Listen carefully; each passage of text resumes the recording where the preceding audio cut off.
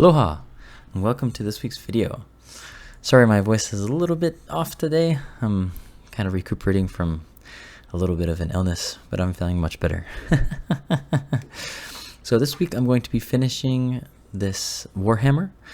What I'm showing you here is I put a marker on both sections of the handle and the hammer head, and those are the sections that it's aligned for. So it's not perfectly rectangular, as in, I could flip it around and it would still slide on.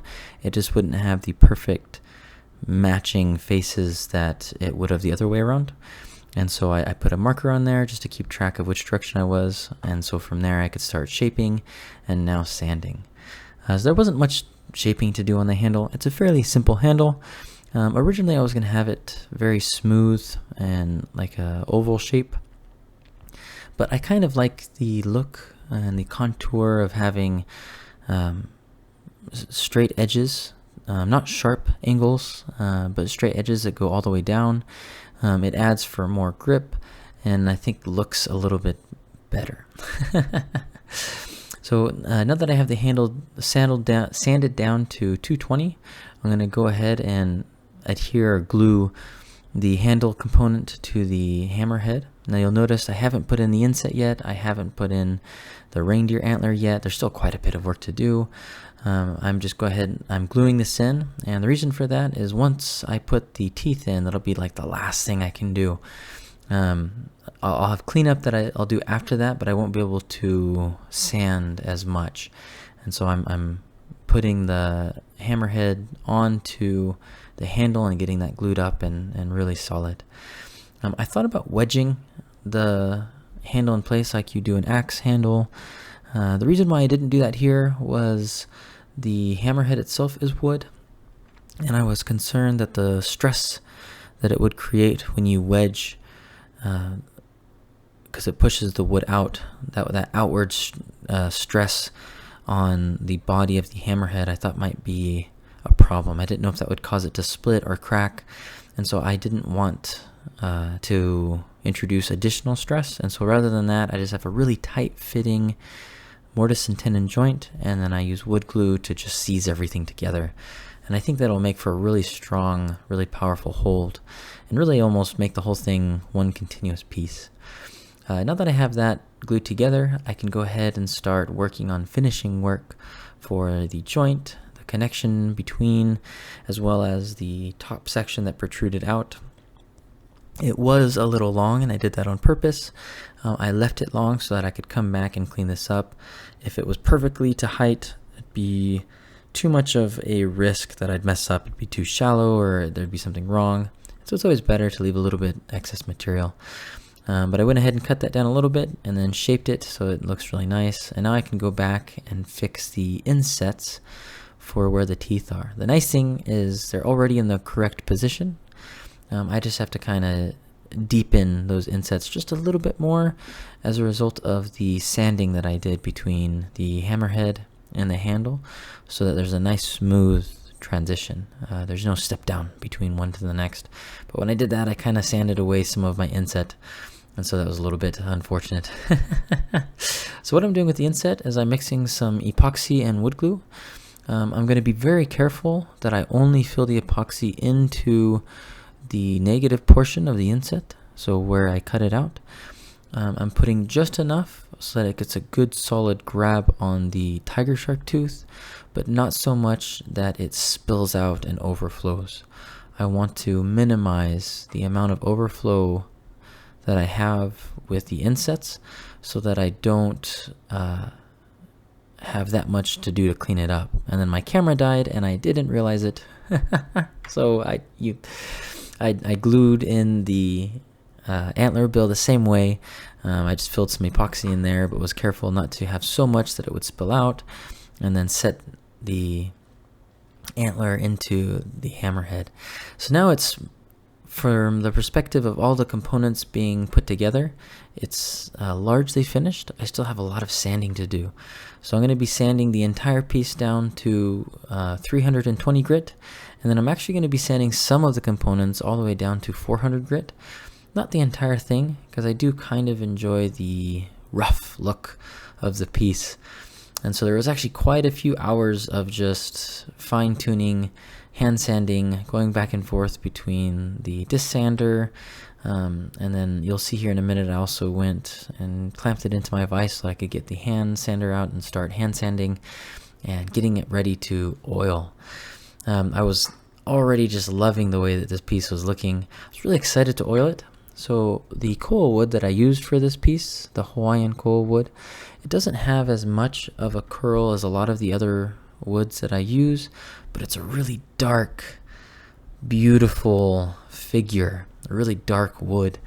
Man, does it look just awesome for the hammer. I love the contrast between the Koa wood and the tiger shark teeth and the whitetail antler.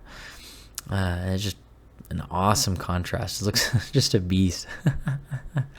So I'm oiling it with tung oil. I've been asked a few times as to, why don't I use this other oil or that other oil.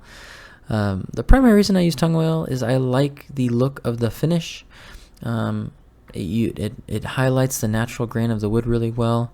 It's also the oil that I started with. So when I first started training under the craftsman that I worked with, he used tung oil, and so I kind of just kept on with using that same material or same oil for all of my pieces, and it's worked really well, so I'll probably continue to use it. So here is the finished piece.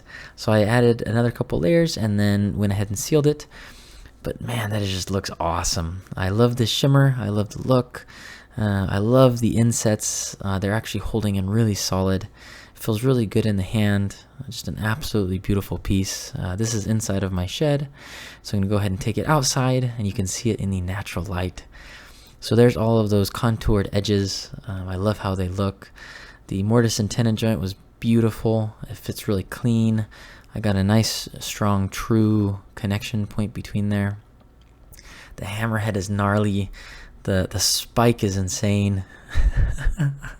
I was absolutely excited and terrified to test this out. I was nervous that the joint wouldn't hold and either the hammerhead would pop loose or it might crack or break. But man, did this thing test like a beast. So let's get to it. So this is the first real test I've done in a long time, so it was a ton of fun. This first strike was a little bit weaker. I didn't really go for too heavy of a strike. I was just trying to get my angles right.